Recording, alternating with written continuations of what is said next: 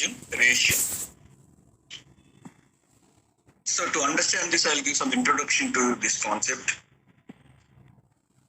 Pulmonary ventilation or ventilation as a whole, where air enters into lungs. At the same time, into pulmonary circulation on the right side of the heart, right ventricle, blood is pumped into the lungs.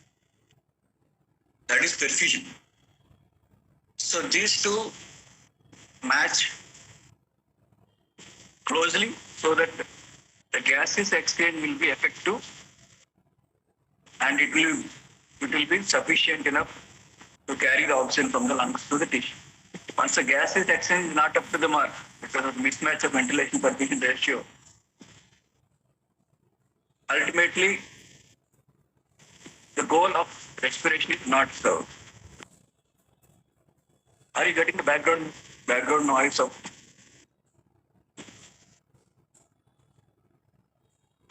that cutting a little bit, sir? Is it okay with my voice or background is dominating? Okay, sir. A little bit background noise is there. That is from gallery 1 where they are doing some civil work, construction work is going.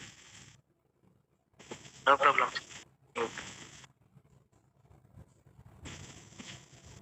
So we need to concentrate a bit to understand this concept. If you can understand, it is so simple and we can derive equations out of this concept.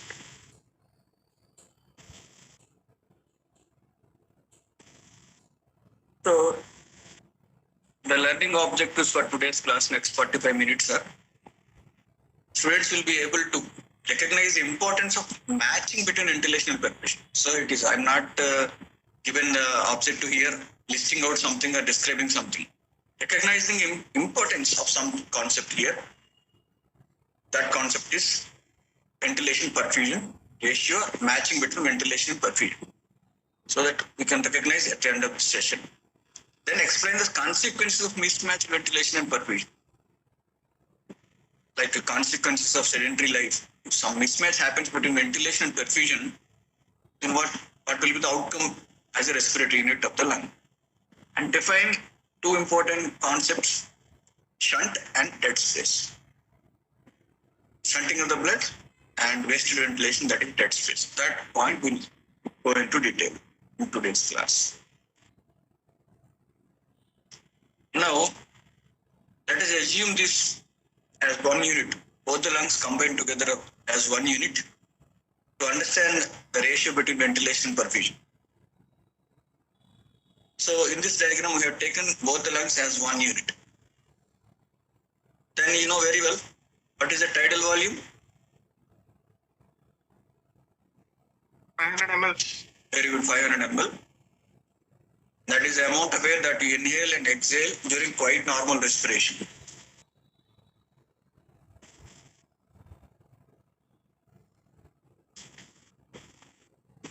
ml. Out of that 500 ml, how much of air will reach to the lungs or the gases exchange area is 350. Because of anatomical dead space in the major air passages, trachea and major bronchi, there is no scope for gases exchange. So that is known as anatomical dead space. So if you remove that, the remaining is 350 ml. That is reaching in one breath. But if you consider that if you are taking 15 breaths in a minute, then you can multiply 15 into 350. Roughly you will end up with this value, alveolar ventilation. What is the difference between total ventilation and alveolar ventilation? Then somebody can pick it out.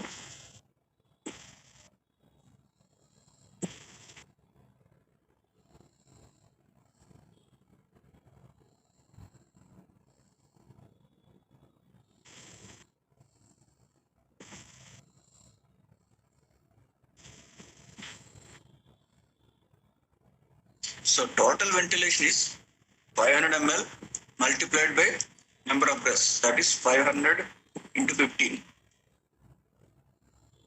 but this entire volume is not reaching the gaseous exchange area. So 500 into 15 will be 7,500 ml per minute. That is total ventilation. Out of that, alveolar ventilation is only 5250 by considering 350 ml and 15 breaths per minute. So that is about ventilation.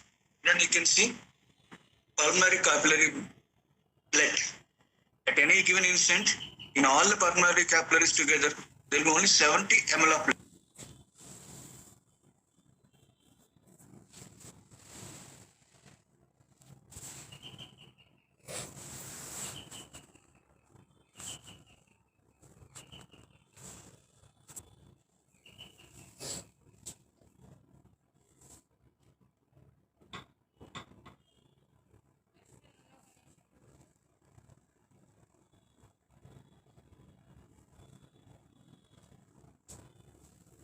Five zero zero zero is the perfusion. Then take the ratio of ventilation to perfusion. This will roughly close to 1.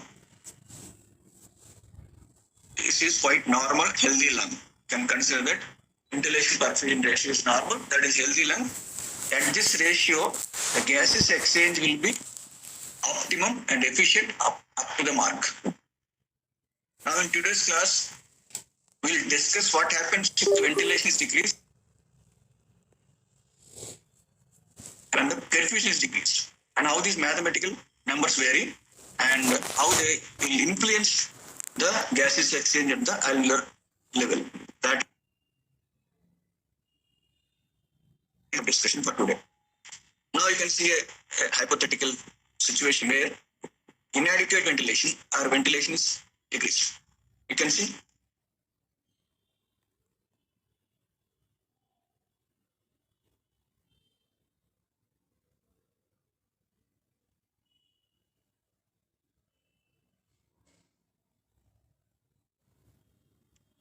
observe carefully, and it is blocked. Or you do the cessation of respiration that is happening with some reading. Then you can see, because the blood flow is maintained altogether, but not the ventilation to the respect to alveolus. And what will happen to PCO2? Because continuous diffusion of CO2, well, PCO2 will increase. That is point 1 here. And because of absorption of oxygen into the blood capillary blood, PO2 decreases. That is a point given. In case of obstruction or inadequate ventilation decrease in that area of the lung or alveolus, PO2 falls until there is no gradient for diffusion into the blood. That means what is a normal PO2 in inspired air? Can somebody can speak out? Inspired air, PO2.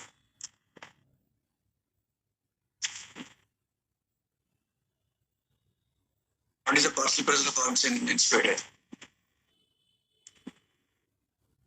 Very good. In the inspired air, it will be 1. It will be 149. If everything goes normal, that is normal. Alveolar is 104. Krishna Chaitanya. Then venous blood is 40. These things are related to PO2. It is much more in the atmospheric air. Atmospheric air will be roughly 160, something like that way. After inspiration, because of the moisture added, that is humidification of the air, PO2 decreased to 140. Then this PO2 continuously decreases to that extent that it will come to an equilibrium point when there is no gradient. It may come to 40 if this block, if it is persisting. In the same way, you can imagine things to the opposite side also. Normal PCO2 will be around 45 in the beginning of the capillary. If the exchange, it will go down, decrease to P40, PCO2 40. Slowly, if this is blocked, PCO2 rises to a point where there is no gradient. So this is the consequence of inadequate ventilation. Okay.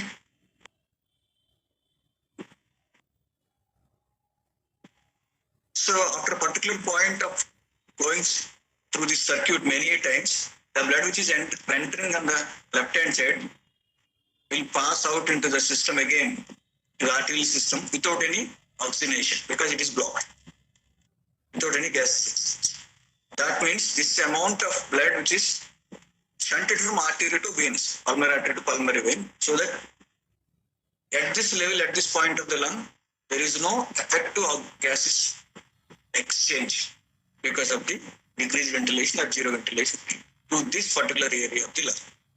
But this is not happening throughout the lung, so that it will be mix and match with the other areas of the lung. That we'll see in the diagrams to come. Then apnea is complete stoppage and complete obstruction. Whereas hyperventilation, now we can see that block was removed now in the picture. You can see hyperventilation means because of some reasons inadequate ventilation and compared to perfusion, then PCO2 rises, PO2 falls, but diffusion continues. Some amount of diffusion is zero. This is a situation a bit better than apnea. I will move to the next slide. In the previous slide, we have seen only one alveolus, for example. But such an alveoli, there are 300 million alveoli in both the lungs. And they are uniform, they are not uniformly operating when compared to the rest, all the numbers of the alveoli. So that different alveoli may have widely different amounts of ventilation and perfusion because of their location or posture, gravity, hemodynamics. Many issues will do something here, and disease process, inflammation, or some allergic process. Something will happen to such an extent that all the alveoli can be in the same manner and they are not identical. So that they are operating at different levels of ventilation and perfusion. That is the point we need to remember. But for normal gases exchange, what is expected is ventilation perfusion ratio 1. That means the amount of ventilation and perfusion should match to each other. But even though they are not behaving uniformly, for example, this is one alveolus, alveolus number 1, having good amount of ventilation and good amount of perfusion in terms of blood. If they are matching to each other, it is okay. No need to match with the other alveolus, which is in big in size or which is having much more ventilation. But much more ventilation means much more perfusion. If it is maintained, you will get ventilation perfusion ratio okay, optimal. So, in the opposite way, if it is perfusion is decreased, ventilation is also decreased by physiological adjustments, so that there will be no wastage of air, there will be no wastage of circulation to the lung. So, alveoli with decreased perfusion will also have decreased ventilation. This is physiological adjustment is possible in such a way that if one of the alveolus is having decreased perfusion, the ventilation is controlled, cut short by bronchoconstriction. If ventilation is good, there will be increased perfusion by adjusting the capillary dynamics and blood flow. For example, if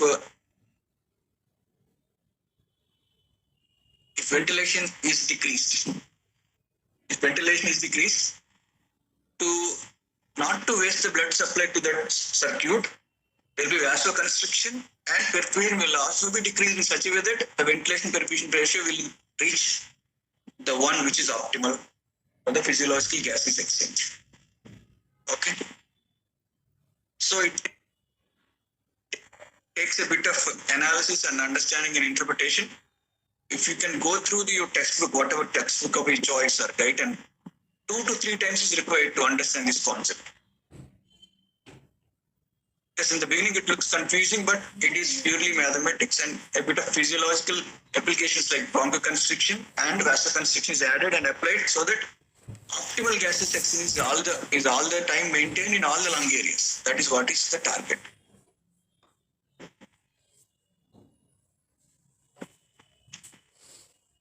So, in the previous beginning slides, we have taken both the lungs as one unit, but we have 2 lungs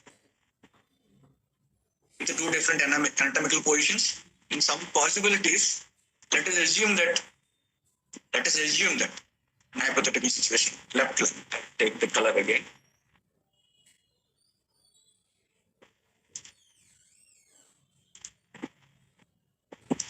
Yeah, you read left lung. Left lung is ventilated but not perfused. So imagine that there is no blood supply to the left lung, but it is properly ventilated. The same amount of air is moving in and out. Alveolar ventilation is okay. That means that because there is no blood supply to that, there is no effective gases exchange in that lung. That means the ventilation is wasted. This wasted ventilation is known as dead space. Of course, this dead space is, I think it is covered in previous discussions also. Anatomical dead space and physiological dead space. Is it covered in previous discussions? Dead space of respiratory physiology? Yes, somebody can answer here.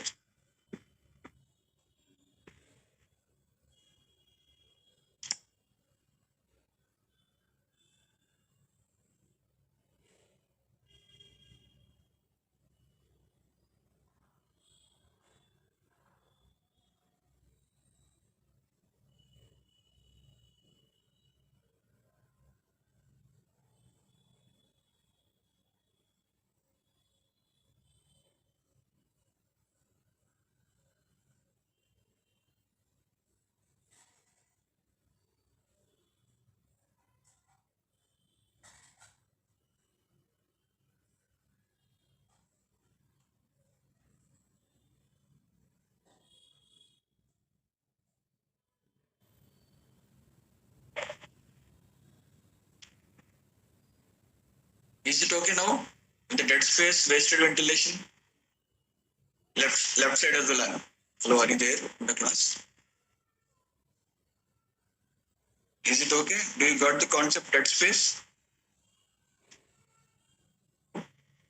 Hello?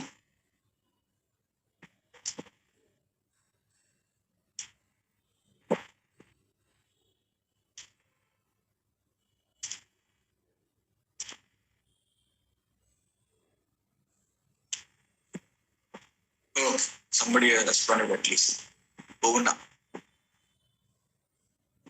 Bhuvana Surya. Okay. Now we'll take the opposite situation possibilities. Parmana also responded. Suppose the right lung is perfused but not ventilated. In this case, there is no air entering into the lung, but blood supply is okay. When there is no ventilation, there is no air entry, there is no effective gases exchange taking place in the right lung. In both the cases, there is no effective gases exchange, but in left lung, it is due to wasted ventilation, dead space. In the right lung, ventilation is there, but there is no circulatory component to pick up the oxygen or to leave the carbon dioxide. So this amount of blood supply is shunted. Purely it is shunted to pulmonary artery to pulmonary vein without any gases exchange. That means it is wasted circulation, which is also known as a shunt. Okay. This is an hypothetical situation where the ventilation, for example, only left lung is working, ventilation is 1 unit. Okay, but it is not perfused, it's 0. That means it will be ventilation perfusion raised infinite for left lung. For right lung, 0 ventilation divided with good perfusion, normal perfusion. 0 by 1 is 0. It is physiological shunt, it is dead space. But if you take both the lungs in the same situation, we have one ventilation, one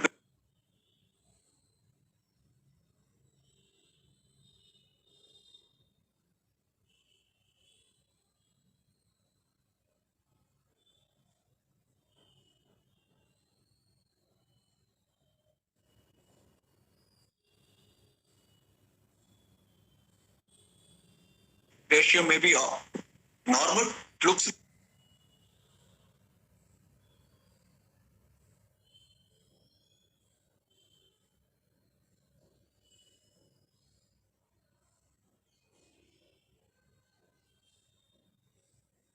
This is the statement to be carried. So that it is not simply physics of one by one. It is simply the physiology of every alveolus must be optimally ventilated and optimally perfused. Then only we will get the better gaseous exchange. That is the reason why V by Q must be matched at level of alveolar units, not at the level of lungs and as a unit total.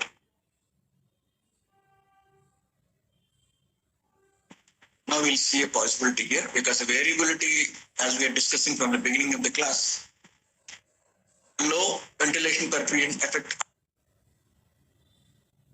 overall oxygenation. What is going to happen, we'll see now. Let us take this one is normal alveolar unit here, and normal perfusion and normal ventilation. When it is normal, air enters and perfusion blood enters. Both the times it is optimal and optimal. So the gaseous exchange is effective around 140 or so here PO2, 145 or something like that. Here it is 40 because it is properly ventilated and properly perfused. The average value 114 is maintained for this alveolar unit. But observe to the other alveolar unit, low ventilation, so low VA by Q. Then what will happen? PCO2 increases and PO2 decreases.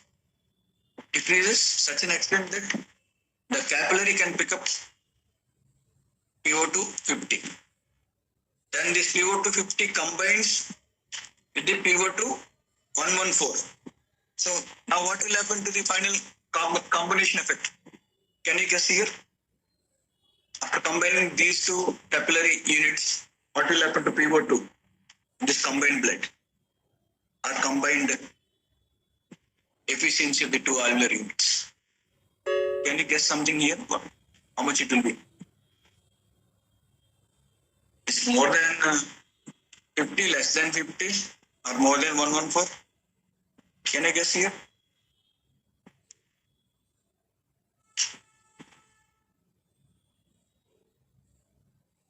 Very good, more than 50. Parmela. Kiran Karthik. Okay, we'll see those possibilities. How more it is? More than 50, less than 114, that is true, mathematically possible and physiologically possible. But how close? Is it close to 114 or close to 50? Can you guess here? Close to 114 or close to 50?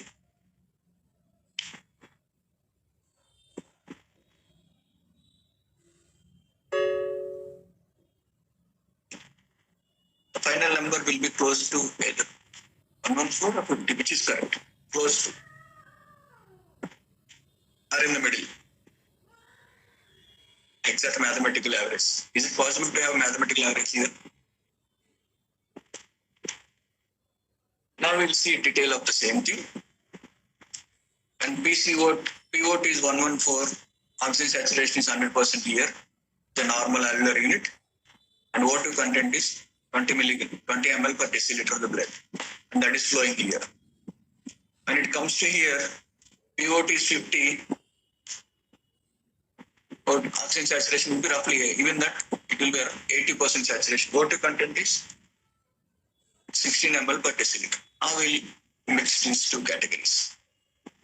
Now this will end up physiologically at 60 millimeters of mercury instead of 114 healthy lung, and instead of abnormal ventilation perfusion ratio on the other side.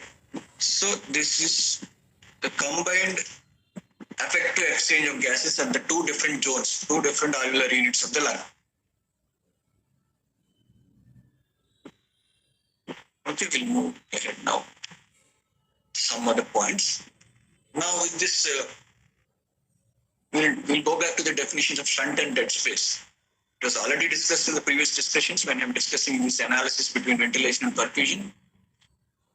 In the textbook, you can go through a wonderful graph will be there. PO2 on x-axis and PCO2 on y-axis. Then there are three possibilities: normal ventilation perfusion ratio, ventilation perfusion ratio 0, ventilation perfusion ratio infinite. 3 points will be there to analyze. At these 3 points, what will happen to the alveolar gas concentrations are PCO2 and PO2. This is not. If you can analyze that with your understanding of this concept, you can carry good concept or to the exams. Now, we'll see shunting of the blood. Shunting means the blood is easily moving out without gases exchanging. That means there is no ventilation. So you can see perfusion of the lungs without ventilation. Without ventilation, you can apply this principle V by Q. Ventilation is 0, 0 by anything is 0 again. So unoxygenated blood enters the systemic circulation, that is shunting. We are simply shunting the blood from pulmonary artery to pulmonary vein. So V by Q, 0 means this is shunting of the blood, and effectiveness of that respiratory unit will become 0, and the blood enters into systemic circulation without picking up oxygenation. So the same amount of blood which is carrying PCO2 and PO2 will enter, same thing will enter into systemic circulation. That is not good. That means effectiveness of the lung is compromised. Then we will see the opposite situation where the effectiveness is compromised again. Dead space. Ventilation of the lung unit. Ventilation is maintained. Air enters and goes, but there is no perfusion. No perfusion. Without perfusion. So gas enters and leaves the lungs without contacting the blood. So it is wastage ventilation, and anything, good number, any number you can put for ventilation, but perfusion is 0. Anything but 0 is infinite. V by Q infinite is dead space. And dead space is, two categories. Anatomical dead space. By anatomical design itself, some areas are not going for gases exit, that is trachea and bronchi. Then physiological dead space is the key. Since in addition to the anatomical dead space, some alveoli are not properly perfused, so that amount of ventilation is wasted. That is wasted ventilation. So that is in between the normal and infinite. So that if you can imagine something here as a disease process, as a physiological issue, some amount of ventilation is going on without perfusion. That is a point to be remembered here. So if you can add those areas to the anatomical dead space, that will become physiological dead space, and the total dead space are wasted ventilation. Now we'll see here. Previous analysis we have seen two alveolar units, one with normal, the other with decreased ventilation. Now we are going to see the combination of two alveolar units. One is normal and 2 is shunting. Shunting means there is no ventilation. Ventilation is not there. Now you can see this part, anybody can analyze from the normal healthy side. Now you can see here. Because it is no ventilation here, no air enters here, no fresh air comes here, no gases exchange effectively. The PO2 remains same as 40 as venous blood. That PO2 combines here with the PO2 of 114. Then the combined effect will be PO2 will become 49, because the normal alveolar unit is compensating a bit because it is completely shunted blood without any ventilation. So one lung unit has normal ventilation, that is the first one, and perfusion, while there is no ventilation in the second unit, that is this route, second area. So that we have seen the two possibilities here, and the admixture will result in new outcomes in the gas exchange efficiency. Now we'll see a situation. Now every patient is breathing 100% oxygen or something like that in COVID wards. What will happen now? What way it is useful? Bit by bit we'll observe the possibilities here. So like any cause of respiratory failure or hypoxia and other possibilities, COVID, and alveolar ventilation, hyperventilation is there, then yes, giving 100% oxygen. And how it is useful is how they are responding, we'll see now. As you continuously give oxygen and oxygen, 100% oxygen, the nitrogen component is washed out in the airways because the airways are in closed loop with the ventilator or NIV or NRBS, whatever the ventilator forms we have discussed last time. The ventilation is taking place completely with 100% oxygen. Over time, nitrogen will be washed out of the system. When nitrogen is washed out, you can see normal atmosphere PO2 will be, nitrogen will be, when nitrogen is available, the PO2 will be around 160. But now, when nitrogen is washed out, the PO2 will become 550 millimeters of mercury. PO2 will rise very high to 550 millimeters mercury. This is very high, more than 3 times of the normal PO2 available at the gaseous exchange variant.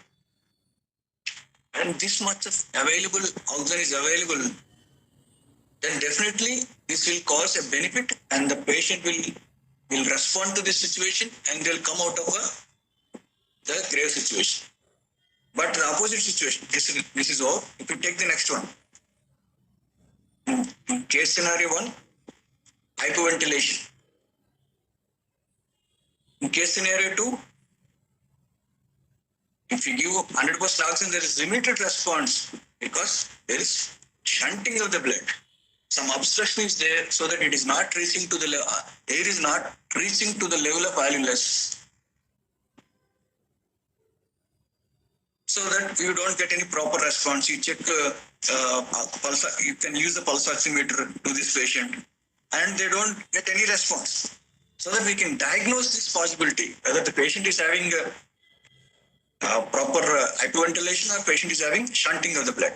In case of shunting, there is no response or limited response to the oxygen supplementation, 100% oxygen supplementation. Whereas in hypoventilation, there will be better response. The patient will improve. Pulse oximetry, if you can apply, the oxygen levels will be very much improved because it is the hypoventilation is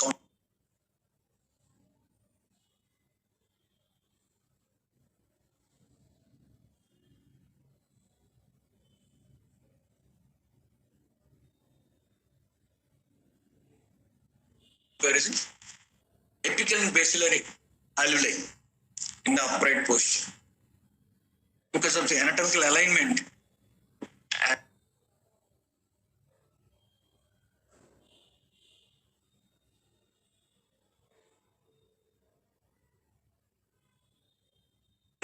pulmonary circulation. Is it covered for you in the discussion, class discussion? Pulmonary circulation. Pulmonary circulation. Then we'll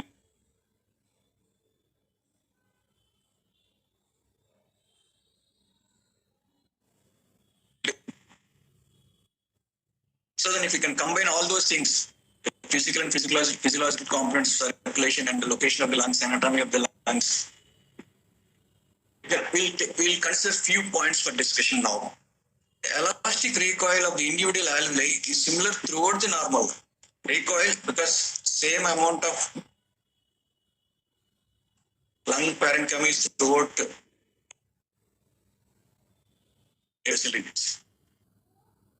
But we see the difference in negative pressures across the lung zones when compared to the base and top of the lung. So first we consider at the end of expiration. At the end of normal expiration, that is with the functional residual capacity, normal functional residual capacity with 3000 ml, something like that, right?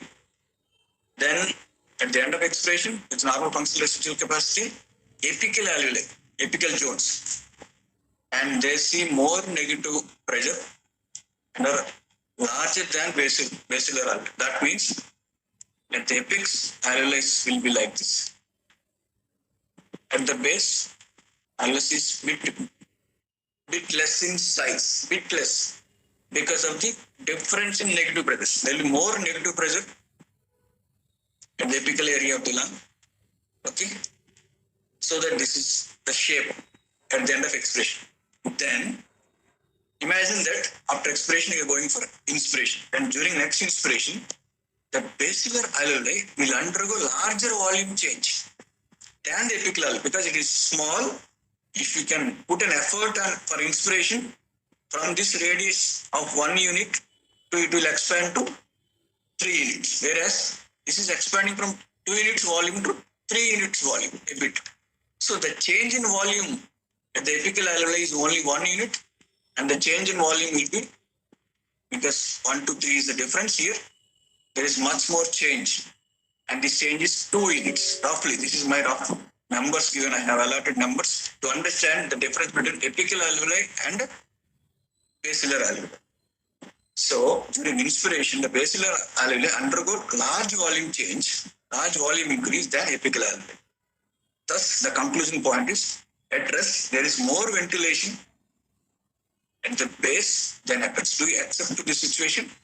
First, we are discussing only ventilation with upright position. I am discussing only upright position. Prone is, of course, the new theories have come now. It is better than upright position also, better than supine position also, because of the gravity is eliminated to some extent. Prone is better when compared to somebody else proposing prone here, one party. We are discussing now the possibilities in this standing, upright position. Then is supine, then is prone for better outcomes. Then there is more ventilation, of course, because of the gravity and more perfusion. The blood flows more to the bases due to gravity. So more ventilation, more perfusion.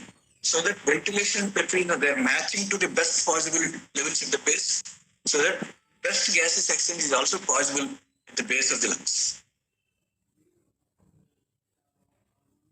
Okay. If you can go for clinical examination of lungs in the labs, our labs, I think it is not covered because of the COVID, labs are cancelled. You can come back in the auscultation by applying stent. If you're having any stent, you can check it on your somebody in the house. Apply and get the respiratory sounds from the base of the lungs, respiratory sounds from the top, apical side of the lungs. You definitely can appreciate the difference in the breathing sounds also. You feel better when you are observing, auscultating the base of the lungs. That is the reason why we'll take a comparison point, top to bottom on one lung and to the opposite side to conclude something on the patient's respiratory sounds.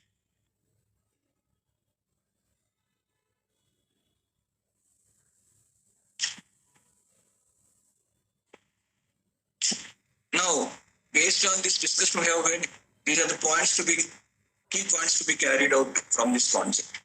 Hyperventilation, we have seen, ventilation is bit decreased. Ventilation bit decrease means V by Q ratio also bit decrease. Then we have seen the possibilities also, what will happen to effective gaseous exchange. Then mismatch. Normally, the lungs and physiologically they are designed to match V and Q appropriately. If V is increased, Q is also increased. If V is decreased, Q is also decreased by adjusting the blood supply to the airway or airway to the blood supply by causing either bronchoconstriction or bronchodilation on one side or causing vasoconstriction to vasodilatation in the pulmonary circuit. So that this mismatch is all the time is avoided as long as we have healthy lungs and healthy mechanisms. But if something goes wrong a bit also, a mismatch is possible, resulting in decreased efficiency of the lung as a unit of gaseous exchange. Like what we have seen in the cardiac output and efficiency of the heart as a pumping organ. So cardiac failure, we have seen decreased cardiac output, cardiac failure. The same way, respiratory failure means the gaseous exchange as a unit, as an outcome is decreased. Then that is respiratory failure. So respiratory failure may be possible due to V by Q mismatch also. Then shunt is well discussed already. Shunt means, for example, this is one alveolus. Air is not entering, it is blocked by some reason. There are 100 reasons in pathology, we can discuss later on. That blood is flowing normal. Blood is flowing normal in this capillary. So this is the blood. So blood is the aroma. Blood is flowing normally without any gaseous exchange. That means blood is simply moving from arterial side to venous side of the pulmonary circuit. That is what is known as shunting. Heavy shunting. Then diffusion block is different. Diffusion block means the respiratory membrane is defective. Fibrosis, inflammation of this gaseous exchange area, that is diffusion block. This can be observed in fibrosis, asbestosis, silicosis, and currently the acute COVID disease, respiratory failure, because of the inflammatory process and increased number of cytokines and other pathological effects are happening and decreasing the efficiency of diffusion. That is how we are imagining, that is how we are concluding in the CT scan. So this phase where the diffusion is blocked is so critical in the phase of the COVID-19 patient. If we can be treated and maintain stabilized oxygen in the remaining lung areas, at least other areas which are not affected, they can go for gaseous exchange. So that is what is, I think we might be going through that CT score. What is the maximum CT score possible? Have you seen the CT scores? Friends, neighbors, COVID-19 CT score. There are two scoring. One is FORADS, that is to suspect virus and other possibilities. Other one is CT score 1 to 25. Yeah, 25 is maximum. Even I have seen some cases here in KIMS also. Score 7 is mild, and that 8, 15, it is easy, moderate. But I have seen some cases with my relatives and friends there. Somebody went up to CT score 14. That means 90% of the lung is not affected in gaseous exchange. Even then, they have recovered that acute space. Once we can hold them stabilized for 15 or 10 days, then their lungs will be cleared of these diffusion blocks and they will come back to normal. Holding the patient effectively during that phase is important for the outcome of the life-saving mechanism of the given patient. 4/25 is very much mild. Up to 8 it's mild. 8 to 15 is of moderate or so. As the score increases, the amount of lung alveoli or the amount of lung involved in terms of percentage. That means score 12 means 50% of the lungs are involved with the diffusion blocks. 12 or 13. Okay. So 5 and 8 means it is very mild form, only 20% of the lung zone involved in diffusion blocks. So these things we need to remember for lifetimes because of the respiratory diseases which are going to come in future in pandemics, not only COVID-19, there are much more viruses, SARS and other viruses are always evolving every 10 years to involve respiratory. So that you need to know the dead space or hypoventilation, that is between normal and dead space, then mismatch, shunting, diffusion blocks, then you can understand respiratory system well. Of course, this is a broad specialty, can be chest diseases, pulmonary medicine or chest. TB and chest is the old name given to the master degree. TB and chest. Now we are calling it as pulmonary medicine. This is so key that we are having less number of pulmonary medicine scientists or less number of pulmonary medicine specialists throughout India. Each of the hospital is having 1 or 2. For example, KIMS, I think we have 1 or 2 members we are having. Previously, we used to have 4. It depends. Even the corporate is having only 1 in their setup. Because previously, they used to think that pulmonary medicine means they will deal only TB or tuberculosis. Now, wide variety of diseases are coming into picture and to practice of the medicine, so that we are getting more and more focus on the pulmonary medicine now. Because after general medicine, most students are now opting for pulmonary medicine because of the upcoming diseases related to pollution, asbestosis, gas poisonings, and so on. And of course, the COVID-19, the pulmonologist is the key to act as a nodal officer and to maintain all the 500 beds in one hospital. So to conclude the class, I will give some key concept. This is the last slide to close the topic. Ventilation and perfusion must be matched at the alveolar capillary level. Alveolar to capillary. So this is one alveolus. This is one capillary supplying very close to the alveolus. So there must be equal units of ventilation and perfusion. If both are equal, we'll get the VAQ 1 or close to 1. That is healthy and normal. That matching must be at the level of alveolar and capillary, not at one lung.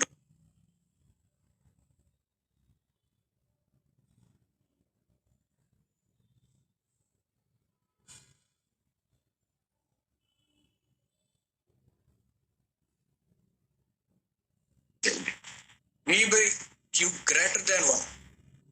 Ventilation is more when compared to perfusion. Then PO2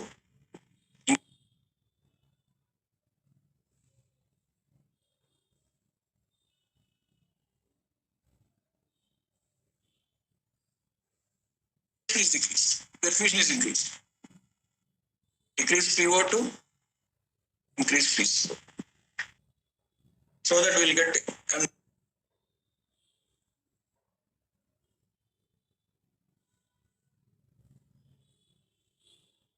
the ends of mismatch.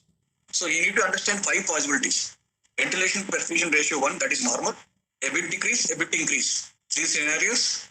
4th scenario is shunting, 5th scenario is dead space. So we have 5 scenarios to be discussed in the clinical practice. One is shunting, extreme side of the spectrum where ventilation 0, perfusion is full. On the other extreme, dead space, perfusion is 0. In the middle, it is normal. Ventilation perfusion ratio 1. Then a bit higher V by Q ratio and bit lower V by Q ratio in minimal to moderate diseases. If you can understand these 5 areas of the spectrum, you can understand the respiratory system as a whole. So this is the key concept of respiratory system ventilation perfusion ratio. Based on this gases exchange and effectiveness of gases exchange, the next essay question, that is transport of oxygen, will have some meaning.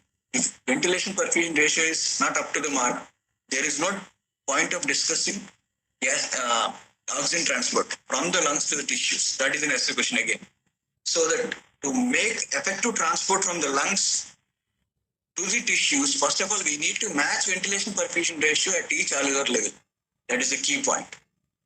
Okay, to maintain this ventilation, of course, we need to be regulated. My next class will be the regulation of respiration. That is regulation of ventilation, to be specific. That I will discuss in the next class on 4th of June, Friday, 9 to 10. If you're interested, you can come prepared for that class. That is an essay question. So that the key essay questions from the respiratory physiology, mechanism of breathing, which is already covered, ventilation perfusion ratio, mechanism of regulation of ventilation or regulation of respiration, that can be neural regulation, chemical regulation. And then finally, transport of oxygen and transport of carbon dioxide can be short note question. Then finally, applied aspects, hypoxia can be essay question. Okay, so respiratory system is key to life, key to medical practice, and key to surgical fitness, key to fitness to the any kind of sports and games. Cardiorespiratory arrangements is also there in integrated physiology. So that where you're integrating cardiology with the respiratory unit. So there is a lot to integrate and learn from these concepts. First, we have covered coronary or the cardiovascular dynamics. Now we are going to cover the physiology of respiration, then integrate these two concepts so that you can understand the cardiorespiratory changes during exercise. That is part of integrated physiology.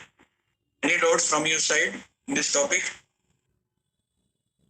I have discussed briefly on the key points of ventilation perfusion mismatch or ventilation perfusion ratio concept.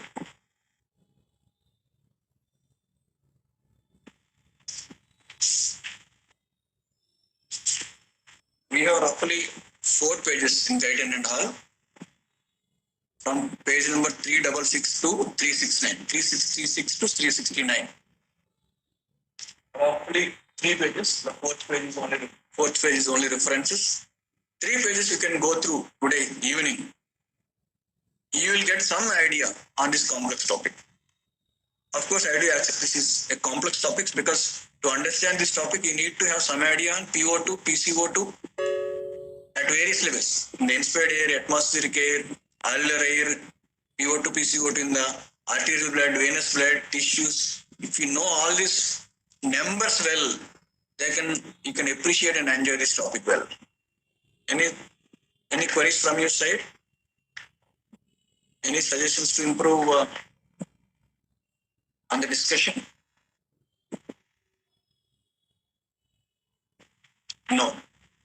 So that my request is to every student today who have attended today's class is go through page number 366 to 369, roughly 3 pages in guidance and all. If you don't have guidance and all, you can go through your book of choice, no problem. But today you need to do that so that you have some understanding and some appreciation of this topic. If you can understand this topic well, you can derive in the exams. No need to remember. You can derive from the logical understanding into the paper. You can derive all these diagrams and all.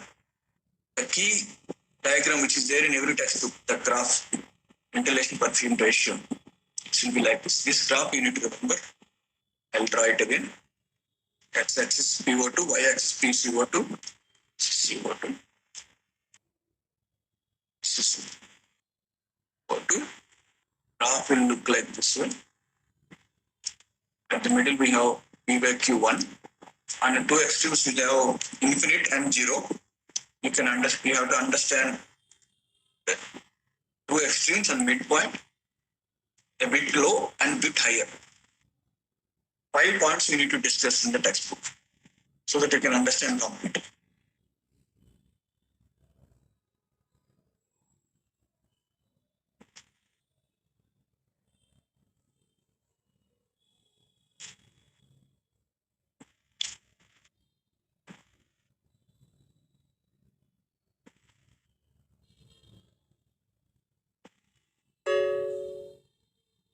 Next class, as I said, I'll take up neural regulation of respiration Friday 9 a.m. for June. So in the regulation, we have two components, neural regulation as well as chemical regulation. Like in the cardiac output and blood pressure, we have regulations, neural and short term. That is one component. Other component is renal and long term. The same way, we have two essay questions here. Neural regulation of respiration is the most frequently asked essay question or 5-mark question. How the nervous system and brain regulate optimal ventilation. If optimal is not there, you are going to go for ventilation perfusion ratio mismatch. To avoid that mismatch, our system is designed in such a way that it is always optimal and smooth. And it is maintained at subconscious levels. You are not consciously taking breathing the air to maintain ventilation perfusion ratio to the optimum. You are making it always subconscious because you are all doing that in the sleep also. That is a point of discussion in the next class.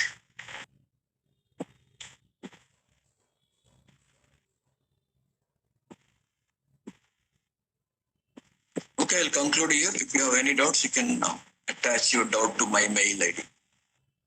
Thank you. Thank you, sir. Bye.